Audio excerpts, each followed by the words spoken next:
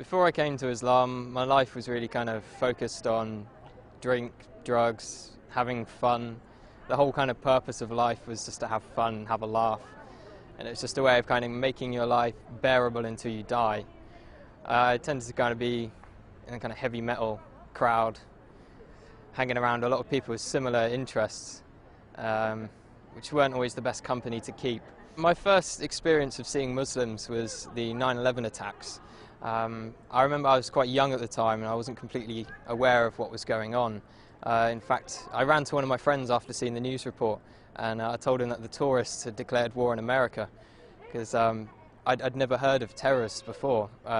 As the war was unfolding and I was seeing more and more about the war in Afghanistan, I started understanding that these people were Muslims and that the Muslims were doing these horrible atrocities across the world. So from that kind of media bombardment, I started getting a strong hatred for Muslims. So much, in fact, I tried to join the army 3 times with the goal of wanting to go over there and kill as many of these people as I could, to do my bit for the country and to make it a bit safer for my family. I thought they were kind of the big evil of the world. I started hearing a bit more about Islam. It was the last time I was applying for the army. I came across this radio station. It was at a time when I was listening to conspiracy theory radio and things like this. And it was a radio station from the American government called Terror Talk. And it was talking about the life of the Prophet ﷺ. And it just didn't sound right to me that people would follow him from all these evil things they were saying about him. So I started to question what Muslims believed at that time. I was on a spiritual search anyway. At the time I was looking into Norse mythology and paganism, and one of my friends turned to me and said, before you decide on this paganism thing, have a look around a bit more.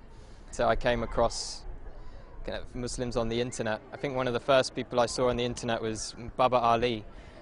And he broke the stereotype of Muslims for me. I was surprised that there was this guy who was funny and he was very laid back. He wasn't with a big beard shouting, kill the kafir and all this kind of stuff. And then I eventually picked up the Quran from my college.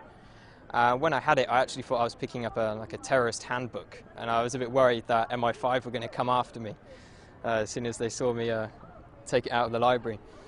But as soon as I started reading the book, it hit me immediately. And I couldn't stop reading it. It sank deep into my heart. And as I kept continuing through the different surahs, I remember reading about the people in the fire having boiling water to drink, burning their throats. And as I could read this and I was living this awful life, I could feel my throat burning and I could feel kind of how real this thing was and how I had to change. The first day I went to the mosque, I spent all day there reading, and my mum called me in the evening and asked me where had I been all day, and I said I was at a mosque. She was like, what? No, you can't be at a mosque, you're a Christian. Christians don't go to mosques.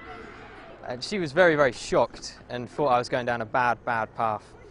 That was my mum's original reaction. After a while she started to accept it. She'd done a lot of crying. I'm not too sure why she was crying. I think she felt I was rejecting everything she'd taught me. A lot of people say when they find Islam, it's as if they've come home. And that's just the feeling I get. It's as if me in the past wasn't me at all. I was being controlled by something else. Only good things have happened since I've become Muslim. My life is sorted out and I've never had so much going on in my life at one time. If I was going to give advice to someone else who is thinking about Islam, I'd definitely tell them to come to the mosque and speak to a man of knowledge, not search the internet for the answers.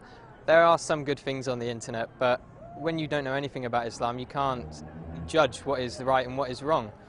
So it's much better to speak to someone, spend time with the Muslims. I spent many weeks in their company, and you get an understanding of who they are and what kind of quality of people they are. Don't be afraid of what your family think. I've had many people, and myself as well, was worried about what my parents would think. And at the end of the day, Islam is for you, it's for you. You can just hope the best for your parents will come afterwards.